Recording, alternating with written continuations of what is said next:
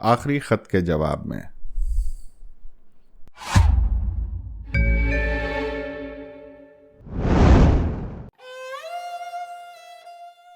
20-25 برس قبل جو خط تم نے لکھا تھا وہ اکتوبر 2023 کو ملا۔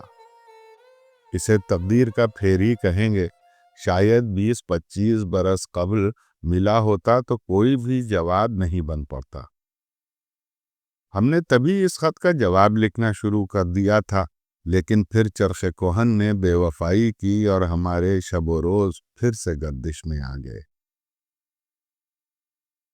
ان دنوں ہمارے حال پر یہ شعر صادق آتا ہے: نمن بیہودہ گردے کوچاؤ بازار می گردم، مذاق عاشقی دارم پے دیدار می گردم، یعنی میں بے وجہ گلی کوچوں میں آوارہ نہیں پھر رہا ہوں۔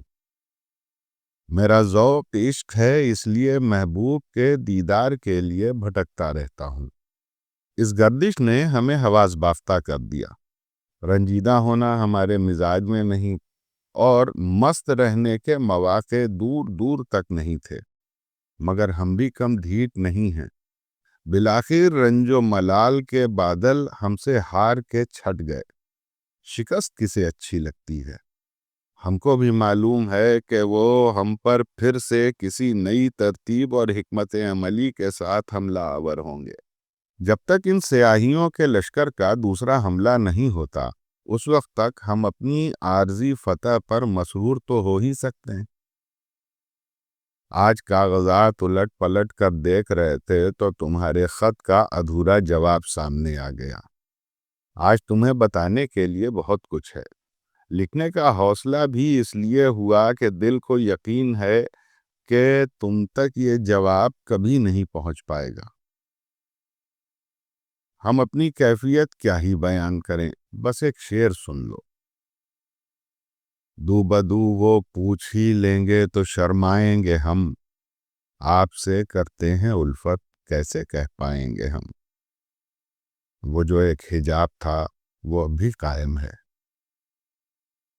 ہم تو یقین سے کہہ سکتے ہیں کہ واقعی ہم کو تم سے محبت ہے۔ تمہارے دل میں ہمارے لیے کوئی جذبہ ہے بھی یا نہیں، ہم کو نہیں معلوم، اور ہمیں معلوم کرنے کی ضرورت بھی نہیں ہے۔ بہرحال ہمارے اس لکڑی کے پرانے بکسے میں بہت ساری یادگار چیزیں ہیں جن میں چند کا ذکر ہم کر چکے ہیں، لیکن اب تک وہ سرخ فائل نہیں کھولی ہے جس میں تم سے متعلق بہت سی چیزیں اب بھی رکھی ہیں۔ اب اسے کھولتے ہیں اور تمہیں بتاتے ہیں کہ اس میں وہ کون سے تحفے ہیں جو تم تک کبھی نہیں پہنچے، لیکن تمہارے نام سے منسوب ہو کر اس فائل میں رہ گئے۔ ارے رے رے رے رے، نہیں، اس میں جو کچھ ہے اس کا ذکر ہم نہیں کر سکتے۔ جو لوگ ہمارے لڑکپن سے واقف ہیں وہ تمہیں پہچان جائیں گے اور پردہ اٹھ جائے گا۔ ہائے کیا الجھن ہے! آج دادا کی وہ بات یاد آ رہی ہے۔ انہوں نے کہا تھا کہ جب کسی کو کسی سے عشق ہو جاتا ہے تو عاشق اپنے محبوب کا ذکر تو دور اس کے خیال کی بھی پردہ داری کرنے لگتا ہے۔ تب ہم کو یہ بات بہت عجیب معلوم ہوئی تھی۔ ہم نے دل ہی دل میں یہ سوال کیا کہ آخر معشوق کو کیسے معلوم ہوگا کہ فلاں شخص اس کا عاشق ہے؟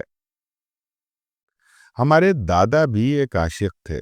برسوں خود کو راہ عشق میں صرف کر دینے کے بعد ہی انہوں نے یہ جملہ کہا تھا، لہٰذا اس جملے کو عبث نہیں سمجھا جا سکتا ہے۔ آج جب یہ فائل کھولی اور اس میں موجود چیزوں کا ذکر کرنے کا ارادہ کیا ہے، تب ہمیں دادا کے اس جملے کی حقیقت سمجھ میں آ رہی ہے۔ نہیں، اس کا ذکر ہم نہیں کر سکتے۔ اسے پردے میں ہی رہنا چاہیے، بلکہ ہم اس فائل کو دریا میں سہرا دیں گے تاکہ ہمارے ساتھ یہ راز بھی دنیا سے چلا جائے۔ تم بھی اس رسم سے خوب واقف ہوگی کہ جب گھر میں رکھی مذہبی کتابیں یا متبرک چیزیں، مثلاً قرآن کے بوسیدہ صفحات، دعاؤں کی کتابیں، کعبۃ اللہ کی تصویریں جو کیلنڈر پر چھپی ہوتی ہیں، اس قدر بوسیدہ ہو جاتی ہیں کہ ان کی دیکھ بھال ممکن نہ ہو تو انہیں جلایا نہیں جاتا، بلکہ یا تو بڑے احترام سے کسی ایسی زمین میں دفن کر دیا جاتا ہے جہاں کسی کے پیر پڑنے کا امکان نہ ہو، یا دریا برد کر دیا جاتا ہے۔ اس احتیاط کا سبب ان چیزوں سے وہ خالص الفت ہے جو انہیں محترم بناتی ہے۔ اسی طرح اس فائل میں موجود ہر چیز کعبہ دل پر اترنے والی عشق کی وہ آیتیں ہیں جو ہمارے لیے نہایت محترم ہیں۔ انہیں ہم جلا نہیں سکتے، اس لیے انہیں دریا میں سیرا دیں گے تاکہ اس کی حرمت بھی قائم رہے اور پردہ بھی رہ جائے۔ ہم گزشتہ باب میں بتا ہی چکے ہیں کہ ابا کے انتقال کے بعد ہم لوگوں کے ماموں نے اپنے ساتھ گورکھپور میں رہنے کے لیے بلا لیا۔ کچھ 1 برس کے بعد ماموں کا ٹرانسفر ہو گیا اور وہ لکھنؤ چلے گئے۔ زندگی کی سختیاں نقطہ عروج پر پہنچ گئیں، لیکن ہم بھائیوں بہنوں کے ماتھے پر شکن تک نہیں آئی۔ اس صورتحال کا ڈٹ کر اور ہنستے کھیلتے مقابلہ کیا گیا۔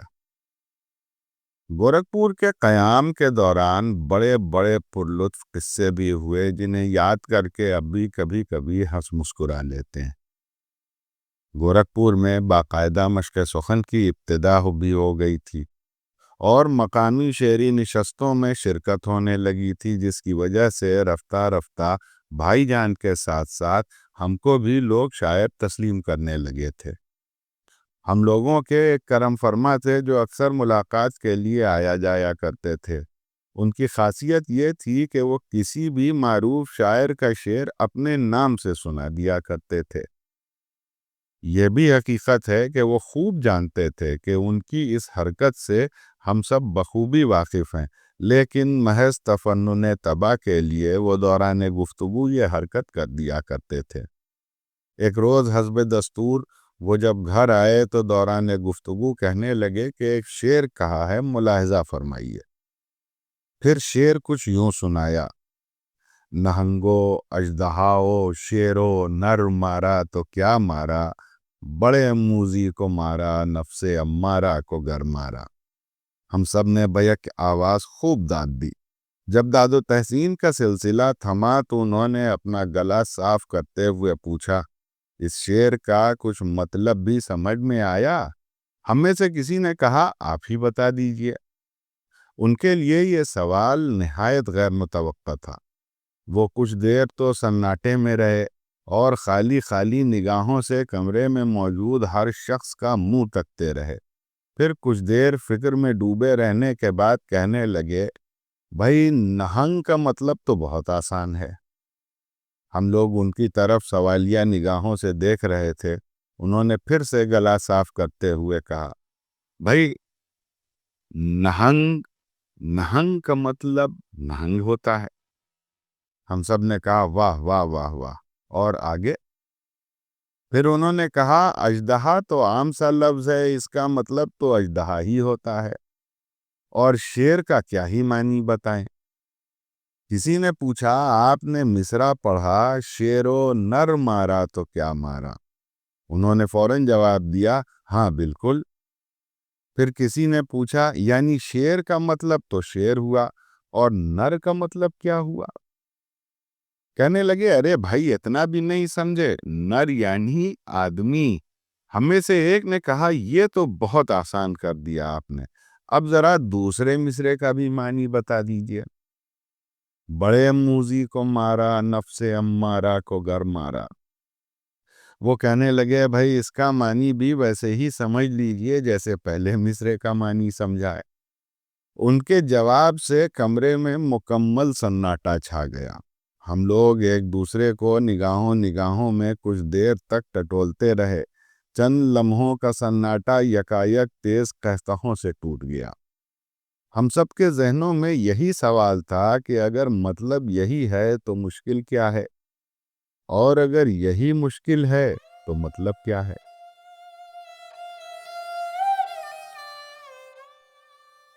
عزیزو، قصہ جاری ہے۔ اگر آپ کو ریڈیو اردو کی یہ پیشکش پسند آئی ہو تو radio Urdu like, share, subscribe کریں۔ ریڈیو اردو سنائیں۔ بہت بہت شکریہ۔